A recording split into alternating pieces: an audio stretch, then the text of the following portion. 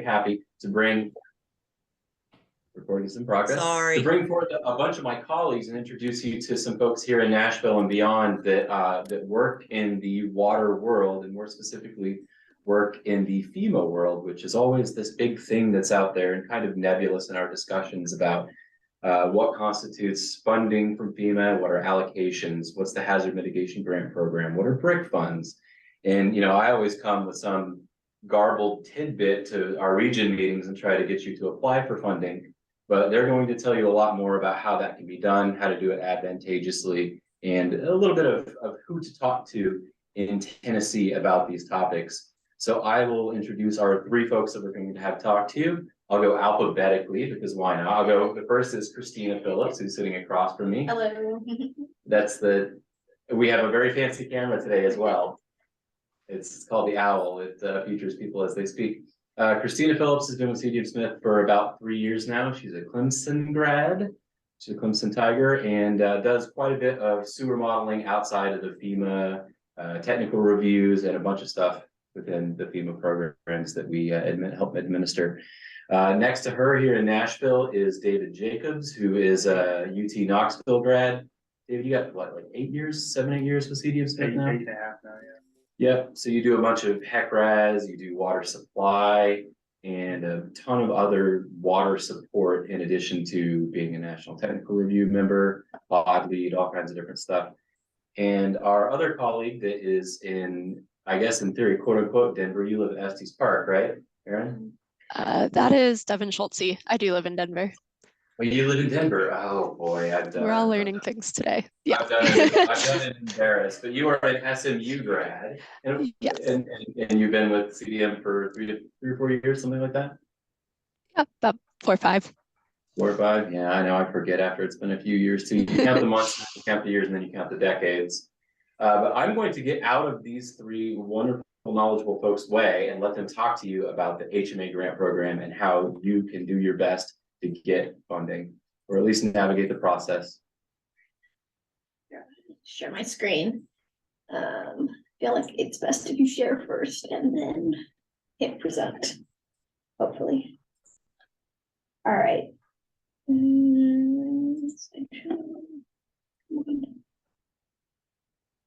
Okay, is this visible to the rest of the group? All right. Okay.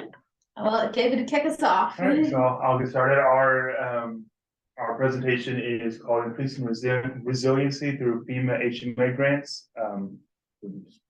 The outline of this presentation is why mitigation matters, the HMA grant program overview, certain eligibility requirements, considerations for utilities / MS4s, and additional resources for application development. And so why does this matter? Natural disasters are on the rise in Tennessee. Most of our disasters, a large percentage of them are floods or severe storms. So, recently as Waverly and not as far back, but, older, the 2010 Nashville floods. We have tornadoes and landslides. As climate change happens, we will be more susceptible to wildfires and extreme temperatures. We've already seen some wildfires out in the Smoky Mountain National Park, and as our wetter seasons become more wetter, leading to more severe floods, and drier seasons are drier, we may have an increased wildfire, extreme temperature, and droughts. So I know that we may not experience as much of those now, but this is disasters that we can help mitigate starting now, looking out into the future.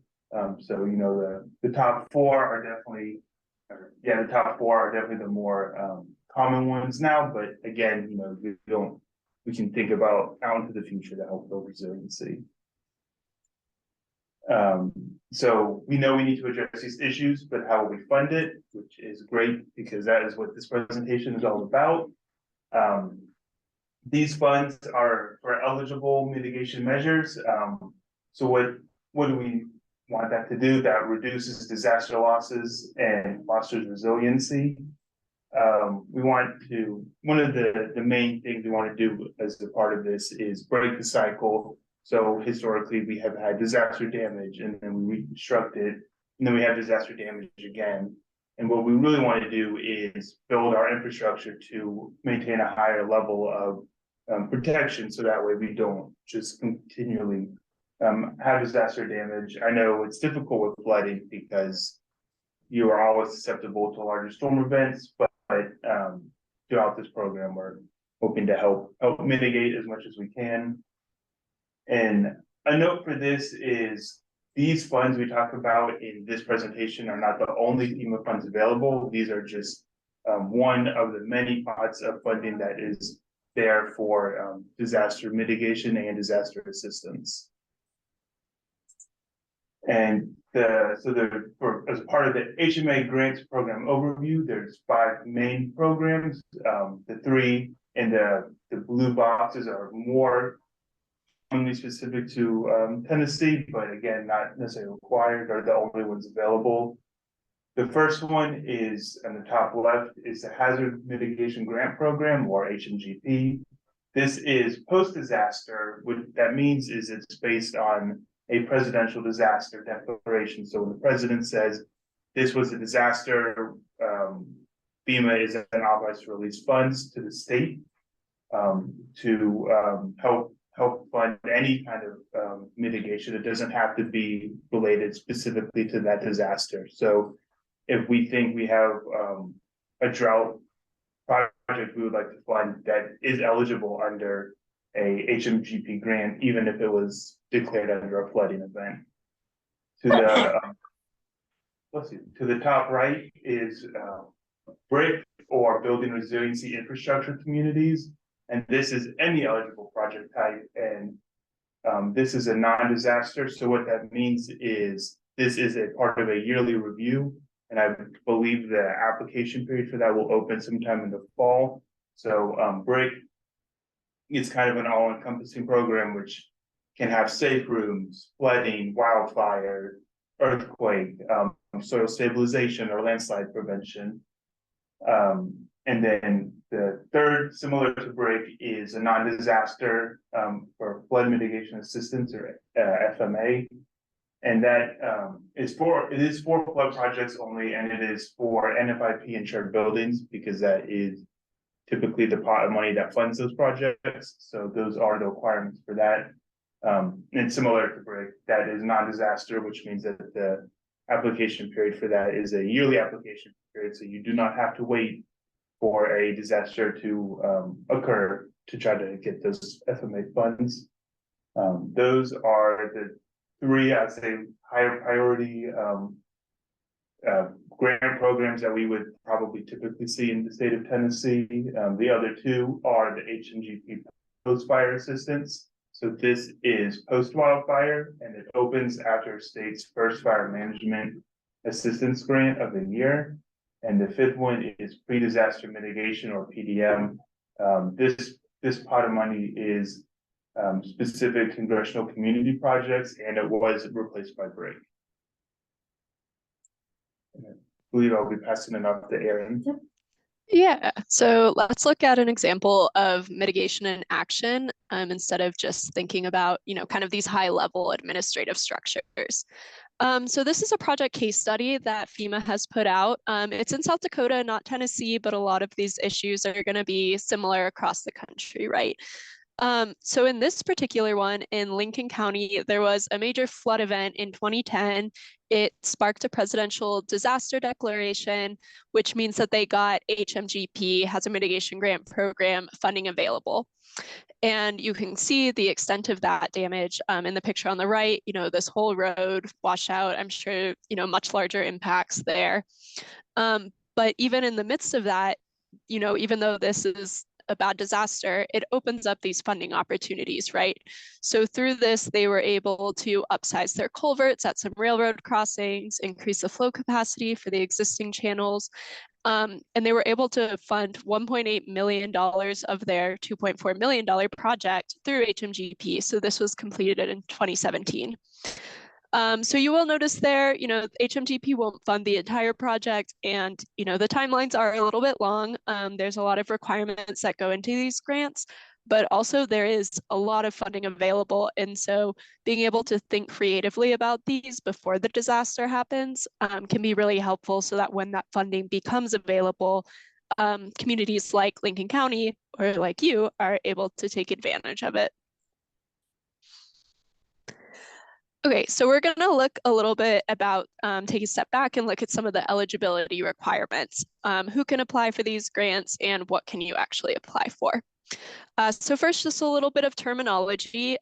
First of all, we say that the applicant is the state. So for all of you, that would be Tennessee Emergency Management Agency. I assume that goes by TEMA. Again, I'm based out of Colorado. And so then everyone else applies underneath that as a sub-applicant, basically. So eligible sub-applicants is going to include state agencies, local governments, tribes, and sometimes nonprofits. And the key takeaway from this is that local governments has a really wide definition, which we included below from the HMA guidance. And basically what that means is that special districts or utilities, things like that, are able to apply as a sub-applicant. So presumably everyone on this call is going to be eligible, which is, a great place to start here. So there are a lot of project types that can be funded under mitigation because there are a lot of disasters, right? And a way to address those. So the way I like to think about all of these different project types is that there's ones that build capability and capacity within the community. There's ones that mitigate individual buildings. There's ones that reduce the hazard, so kind of preventing it from happening in the first place. And then there's ones that keep people safe. One kind of like general note is that some of these are only eligible under certain projects, or under certain programs. So the most obvious of that being that only flood adjacent projects can apply under FMA. So just keep that in mind when you're developing an application. And then also, if you have an idea that you think would reduce risk, but it's not quite fitting these categories, FEMA also has a general category for innovative projects. And so there may be some additional discussion there that could be possible for funding that project. Like I said, a lot of project types. We're not going to go through every single one here, but we kind of highlighted the ones that we think are most relevant to Tennessee and hopefully most relevant to utilities and MS4s as well. So the first one is project scoping and advanced assistance under building capacity and capability. So this is basically money that FEMA will give you to develop a project and eventually a sub-application. And so that can be really helpful if you're looking through this presentation and you're saying, hey, I know we have risk, but I don't know exactly where it is. I don't know which one of these is highest priority, or I don't have the technical documents that would be able to back this up to explain it to someone else. But in this case, a certain amount of money is set aside that is specifically for developing those projects. So that can be a really great place to start. The next one is for mitigating individual buildings. So thinking community-wide, a lot of times this is used for residential buildings, but for something like a utility or an MS4, this can be really helpful for something like maybe your administrative building, or maybe you have, a specific process or pump station that's hosted inside of a building. FEMA can do things like acquire it. So like a FEMA buyout, basically. You can elevate it, you can rebuild it stronger, you can drive flood-proof non-residential ones. Retrofit is kind of this like general category for making your infrastructure or building stronger against disasters. And then the last one on there is secondary power source. So generators is kind of the main thing there. There can also be a couple other types there like CHP or solar panels, but generators definitely helpful for utilities. So mark that one down. And then after that, we have ones that reduce hazards. So localized and non-localized flood risk reduction if you're in a flood-prone area. And stabilization, which is basically landslide. So maybe if you have a pipe that is experiencing a lot of erosion around it and you're worried about it breaking, that could be a really good example. And then finally, it is tornado country. So we also wanted to throw in that safe rooms are available or an eligible project type along with warning systems. Okay, so now maybe the less fun part, what isn't eligible? So we have a long list here, and FEMA actually has an even longer list in the HMA guidance. So we just tried to pull out the highlights on what we think are going to be relevant to the type of projects that MS4s would be interested in applying for. So just going through this list, the main one is going to be activities that don't reduce risk to people, structures, or infrastructure. So basically, there are a lot of good projects that your utilities are working on, but this one needs to be specific to mitigation and specifically mitigating physical property or protecting people. And like one thing to note on there too is that it should be primarily existing people and properties. So you know, FEMA doesn't want to be doing like capital improvements necessarily where they're paying for expansion of the system. It should be mitigating what's already there. And then any future buildings should already be built up to a code where they're preventing risk in the first place. So that's kind of the, you know, main starting point is just going back to, is it mitigation? After that, activities that are contingent on other work are not going to be eligible because FEMA wants to make sure that they're paying for a whole project that's actually going to reduce risk. So for example, if you're working on like a project that's maybe 3 or 4 phases and you just want FEMA to fund one of those, it's not going to work unless that phase in itself is reducing risk. Activities where physical work has already begun, that one's more straightforward. There just can't be groundbreaking already. Deferred maintenance is going to mean that, again, it has to actually like increase your resiliency to a disaster. So it can't just be, oh, like our pipes are really stuck full of debris because we haven't cleaned out in a long time and that's reducing the its capacity, things like that. Or maybe like we haven't maintained this pump as well as we should be. That's not going to fly. It has to actually increase the system's resilience. So you need to show that, you know, we're not just replacing the pipe to the same level, we're actually like increasing its size so it can carry more flood water in that sort of example, but apply more widely. Next one we'll go into in a little more detail because it's nuanced, but it can't just be for water quality improvements, but it can be for mitigating water quality infrastructure. So we'll go into that. Similarly to that, it can't just address ecological or agricultural issues, so can't just be an irrigation project, basically. And then under HMA, FEMA cannot fund preparedness and response measures and equipment. So backup supplies, things like that, or maybe sometimes people will want sandbags that they can put out during a flood. That's not going to work because FEMA wants to make sure that this is actually going to be mitigating this disaster and not require that additional human intervention. So again, not the full comprehensive list, but just kind of to set some expectations there on eligibility. Okay, so now we're gonna just again give a little more nuance to that conversation about water quality improvements versus mitigating water quality infrastructure. So water quality improvements could involve types of projects where like we're going to protect our source water. Maybe we're going to prevent a wildfire from ruining it, and we're going to save a ton of money on treatment. Or maybe, hey, if it floods, we're going to have to spill all of our wastewater into a river, and it's going to be really bad for the river. Those are definitely good projects. You should definitely do that, you know, pro-environment, but it's not mitigating specific people, property, or infrastructure. So in that case, it's going to be not eligible. The water quality infrastructure, on the other hand, if you're showing those specific impacts, so maybe you're saying this project will prevent boil water notices or no flush orders, or this project is going to make sure our pipes don't break in a landslide as it keeps eroding, or this project's going to reduce flooding at our administrative building. Those are all going to be eligible because they're showing the specific impacts to people, property, infrastructure, to keep repeating myself. However, this is also a really good opportunity to start thinking through some of those partnerships that exist within your community. So to go back to the example about, you know, maybe a wildfire affecting the watershed, that's something really big out by me. Maybe that same wildfire would also be at risk to roads or the power utility or houses. You know, these are really wide-reaching events.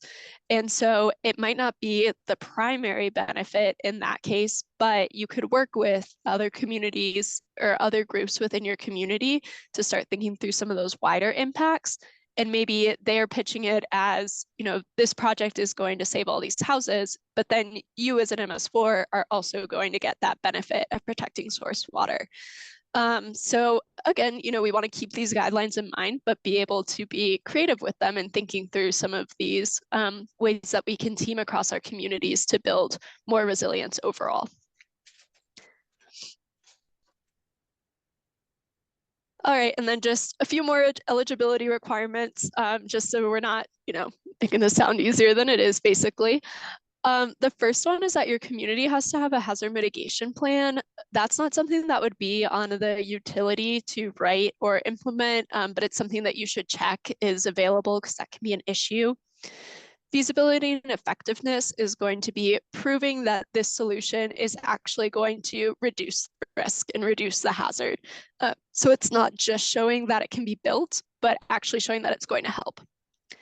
Environmental and historic preservation requirements. Again, this is kind of like a wider federal requirement, but basically that, you know, you're not going to like destroy an endangered species while you're trying to build your project, things like that.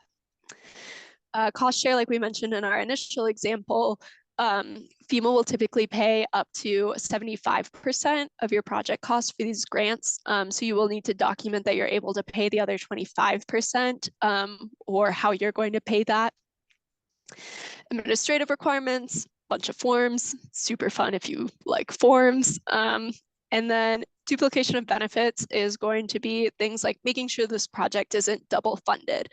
So for example, maybe if the Army Corps is also addressing flooding in this area, showing that FEMA isn't paying for the same thing as them, because that's not helping anyone. Okay, and then the final one is cost effectiveness. So filling out a benefit cost analysis. There are some efficiencies and some ways of making that easier, but in general, that is often the most difficult part of a sub-application. And sometimes people who are new to these grants will underestimate that. So we're not going into that in a lot of detail on this presentation, but really just wanted to pitch to be taking that seriously and be taking that into account and talk to your state hazard mitigation officer as you're developing your project. Alrighty, so I'm gonna jump in now and talk about some specific things to Tennessee, some specific considerations for MS4s, and kind of next steps and what does this look like to get started. So we've kind of highlighted a little bit of this before, but the main funding that's available in Tennessee is going to be those two annual programs, the BRIC and FMA programs, and that next round funding cycle will the application will open up in the fall. And then on top of that, we also have this list here of open disasters, and I will give the disclosure that I don't know how allocated these are, so that's something to talk to your state hazard mitigation officer about. But each one of these disasters has an associated HMGP funding pot with it, and I mean, you probably see these and recognize and remember them. I mean, that photo on the bottom right is from that March 2023 storm. So it's just, making that connection that anytime you have one of those events and you notice that presidential disaster declaration, it's a good time to check and see, oh, are there now additional HMGP funds available? Because even if that disaster didn't impact, your specific community, like those funds are available for the entire state. So that's a great opportunity to talk to your state hazard mitigation officer. Yeah, and so just keep that in mind as the future rolls on. And then also just wanted to highlight, this is from a, I guess, FEMA kind of hazard mitigation assistance report from 2021. And there are similar graphics for the other grant programs, but as you can see here, Tennessee is kind of on the lower end of submitted application dollars. So there's definitely room for growth, and room to capitalize on these funds that are available. And this same trend is of Tennessee kind of being on the lower end is present for the other programs as well, HMGP and BRIC. So there's definitely, room to, put together more applications and promote mitigation in Tennessee. All right. So now some specific considerations for utilities, MS4s. I mostly just put these are just some questions to help you start thinking over, how can I apply this? What does this mean for me? So one of the first things to start with would be project scoping, thinking through, what parts of my facilities or my infrastructure are most at risk. And I think, as Erin kind of highlighted earlier, it's, important to think about how that infrastructure also interacts with all of the other components of the community, because, with stormwater infrastructure, whether or not that is functioning has a direct impact on, people's daily lives and buildings, roads, everything that goes on in the community. So thinking about how all of those pieces tie together, and, when you're having a disaster event, what could go wrong? Where could you see damages? And then from there, you can move to starting to gather some of that information that you would need to put together an application. So thinking about, what are the options we could do to mitigate this problem? If you have issues with flooding, there are a lot of different ways to address it. From something like, upsizing culverts that was highlighted in that, project case study back at the beginning. That same community could have also taken an approach of acquiring some of those buildings. So, sometimes that's a conversation that needs to be had between, what alternatives are available, what's the community interested in, what's the best fit. And then I think also this is a really good point to start thinking about, what are the impacts? What's the potential for actual, reduction in risk and reduction in future damages? Because as we've kind of pounded home throughout this entire presentation, the HMA funds have to go to projects that are going to mitigate risk to infrastructure, property, or keeping people safe. So thinking about, if we do this project, what is the real impact going to be? And I would say this also can be really helpful when you start moving into the BCA phase, because that's what is going to be captured in that benefit cost analysis, is thinking about, are the future damages that we are avoiding by implementing this project going to outweigh the cost to, build it in the first place? So starting to think through and catalog some of those impacts is a great, first way to start getting an idea for, okay, is this going to be a cost-effective project? Is this going to be a good investment, both of our, local share of that cost share and of FEMA's money? And then, as we've already mentioned, I think this is also a great opportunity to explore partnerships. And this could even just be with your counterparts in other departments at, your town or city, and thinking about, who else should be involved. Because oftentimes, these projects can have wide-reaching impacts across, different sectors. And so, thinking about, how can we have a project that can, address risk to multiple different types of infrastructure can be really, really valuable. And then also keeping in mind that this will have to be maintained long term, and planning for that, as you prepare your application. And so these are some kind of next steps, and they're not really in a specific order. But one of the key elements that would be kind of the go, no go for, developing an application would be getting that scope of work nailed down, determining, all of the specific steps that will be required to implement the project, and how long it will take and how much it will cost. FEMA typically requires a implementation period of 36 months. So it's good to kind of keep that in mind, that, you know, from the date of award to, you know, project closeout, that's the typical time frame. And then to also start thinking about, okay, to support this scope of work, what documents do I need? And I'll highlight here, I think one of the things that we will see most often for flood projects, which would be some form of H&H study, because this can take a little bit of work, but it's going to be one of the most valuable documents to help demonstrate, you know, if I build this project, you know, am I going to mitigate risk? You know, what's going to be the reduction in my flood elevations? How many houses am I, or how many structures or roads or pipes am I going to be able to protect? And so having that, you know, piece of documentation can be really, really valuable, both for demonstrating, you know, on the technical feasibility side that you are mitigating risk, and on the cost effectiveness side that, you know, in the long term, you are going to be saving money. And so from here, it's a good point to think also about, you know, which program is best. We only touched on a little bit of this at the beginning, but, you know, each one of these programs has, you know, some of its own specific requirements, and some projects, you know, are only eligible under a certain program. So it's good to start thinking about, you know, which program is the best fit for your community or your project. And these are all the types of questions that would be really good to take to your state hazard mitigation officer. So I've got his contact information on the next slide, and that will be Douglas Warden. And so that is who, you know, we would recommend reaching out to as you start this project. Coordinate with him, you know, throughout your process, keep informed.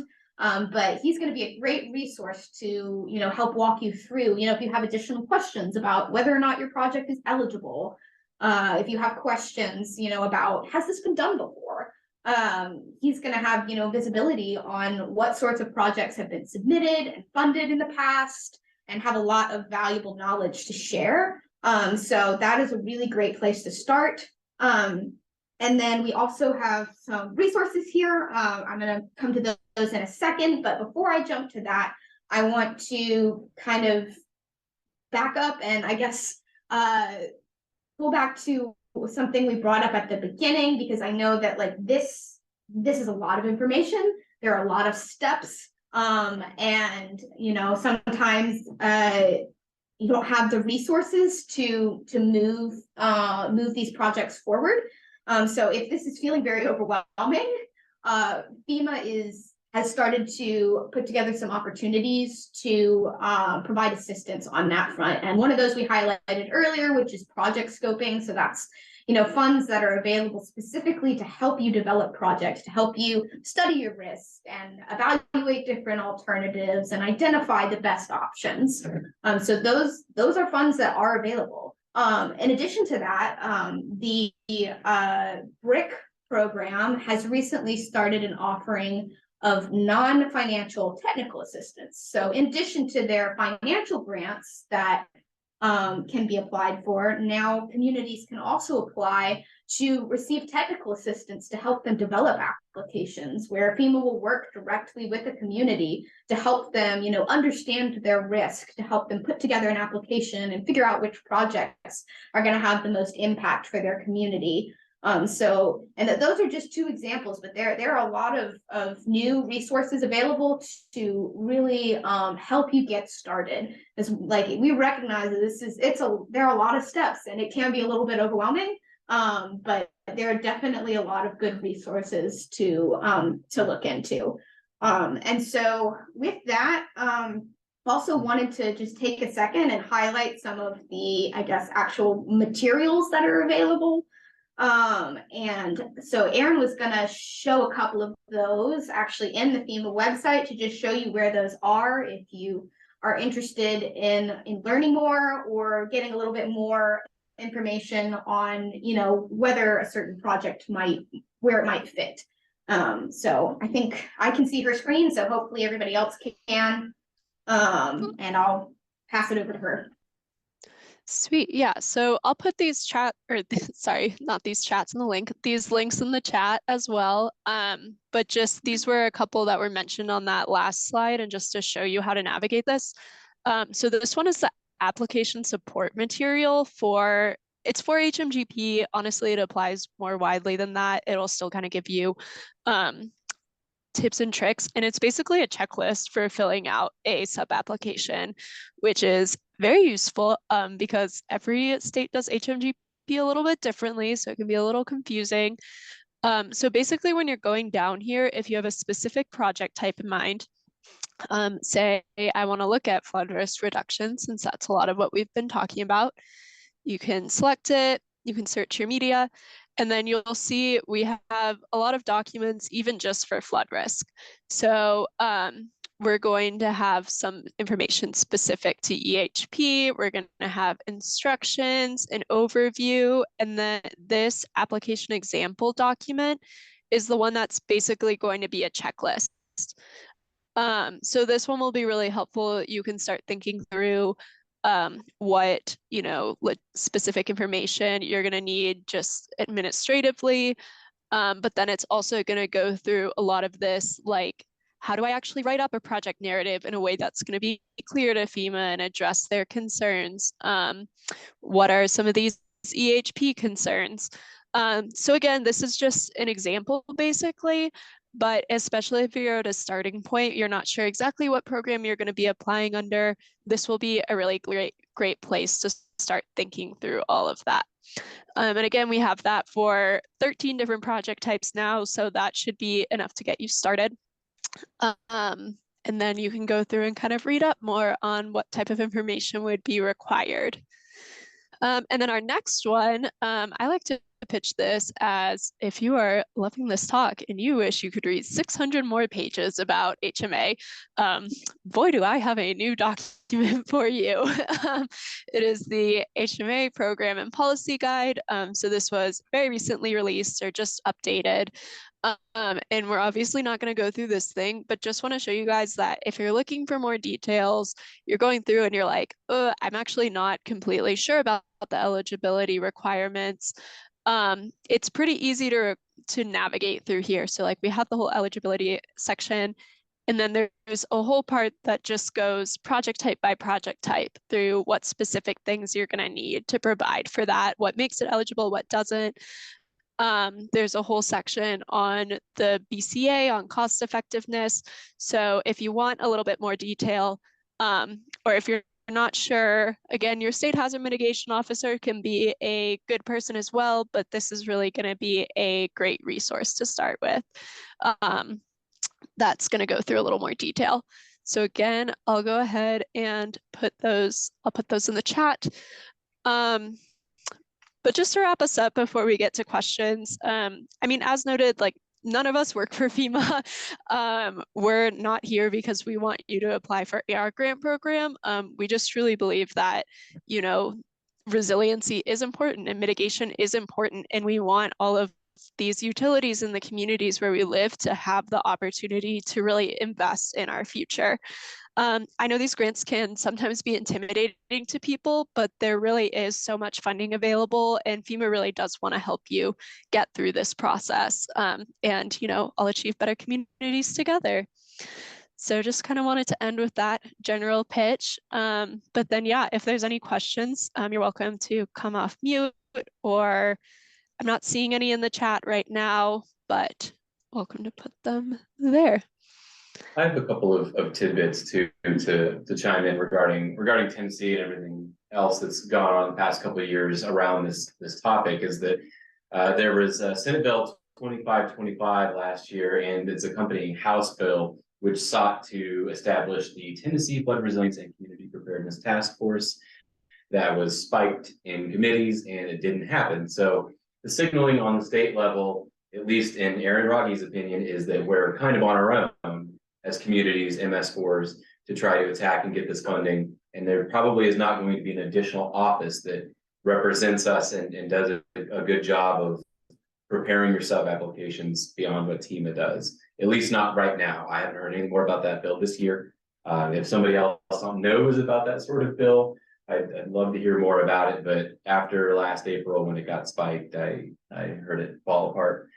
And you know, these risks aren't going away. It's just that, in many of our cases, we simply don't know about them yet. You know, there was a mention of the H&H studies, and the ability to even map in our communities where we have the most risk is often where most of us are sitting right now. And it's an effort of coordinating your public works and your engineering and your stormwater utility and all these different pieces to try to come together and form a cohesive map of the risk in your community before embarking on this sort of thing. But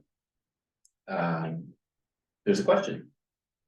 Yes, somebody is asking on the map slide whether or not it was the submitted or the, I guess, like awarded funds. And if I'm reading that correctly, it looks like, let's see. I think it was obligated. Maybe it is. I'm gonna also drop a link there. We can share the link to that document specifically because it has the associated, I guess, other figures and all of the information that went into creating those. So yeah, this one looks like it was funds that have been obligated since the program's inception. But there are similar graphs just for the, I guess, the 2021 funding for FMA, for the HMGP funding that's available. So there's a lot of useful information in there. And to kind of build on that in terms of the different funding, if you have a project that is eligible for both FMA and BRIC, you can submit under both programs in the yearly application period. If you are approved and selected and obligated, you will only receive it under one of those programs. I can't tell you exactly which one, that is not up to us, but that is an option if you're not sure. Not to say it helps your odds, but it is there. And additionally, a lot of the programs tend to have very similar requirements. So as long as you meet all of them, let's say you submit under a BRIC and you are not selected, but then an HMGP disaster happens or HMGP funds are released, you are also allowed to, not to say reuse, but tailor that application under HMGP. So if you submit under BRIC and are not selected, that doesn't mean necessarily that it is a bad project or it won't ever get funded. It's just FMA and BRIC are competitive grants. So there is that level of scrutiny when it is reviewed. Yeah, and on that front too, that's one of the nice things about HMGP is it's actually a non-competitive program. So you're not competing against everybody else in the country when you submit an HMGP project. Could you talk a little more about, and I don't know if this is going to be relevant to everybody in the call, but EDRC or economically disadvantaged rural communities, there's some sort of special accommodation for those, right? There are a couple of different, I think, things available, and it kind of depends on, I guess, the specific notice of funding opportunity, the NOFO for each period. So I would check the upcoming NOFO for the 2023 BRIC funds to see what's specifically in there. But historically, there have been some differences in the cost share requirements for EDRCs. So I think that FEMA has allowed a up to 90% cost share for EDRCs in the past. But yeah, I would definitely be checking that NOFO document to see what they do for the next cycle. Yeah, and there's also been some, oh, sorry, no, you're good. I was gonna say there was some this year where certain communities would qualify to have their BCA done for them under BRIC and FMA. So that's also a bit, that can relieve a lot of burden. So that's definitely why, again, maybe we can put the SHMO's contact information in the chat too, because they're gonna be like the most knowledgeable on like what specifically is going on at the time and what's available in Tennessee.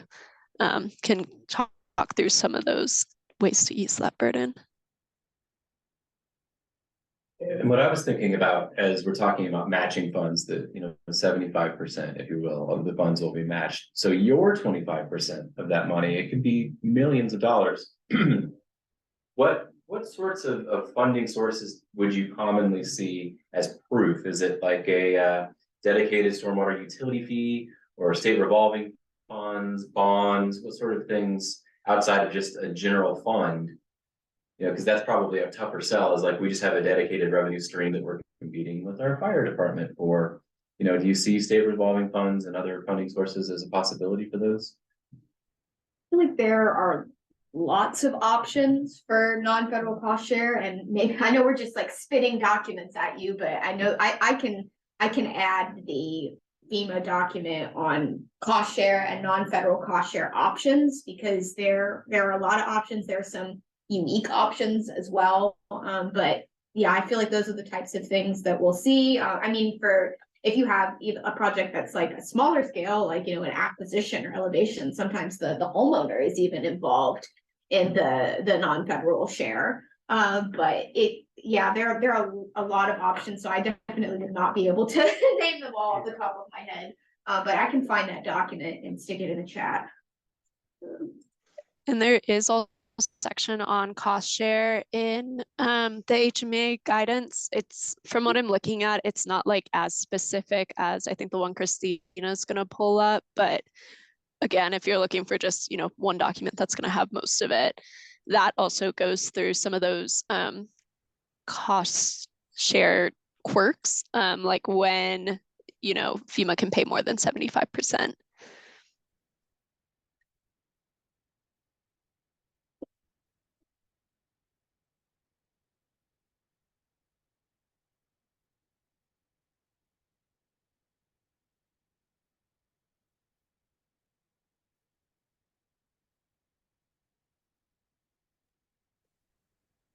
All right.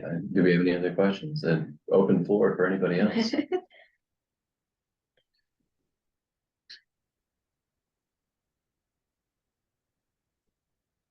I know this always seems like such a big thing that is out there, but you're up against, and FEMA wants people to apply. There's money that, often is out there, and, is the clock is ticking on it to get spent, but they simultaneously can't necessarily tell you exactly what to do. Like, we can't exactly tell you what to do as for your particular project, but the guidance documents are evolving. As you saw, there was one from just last month.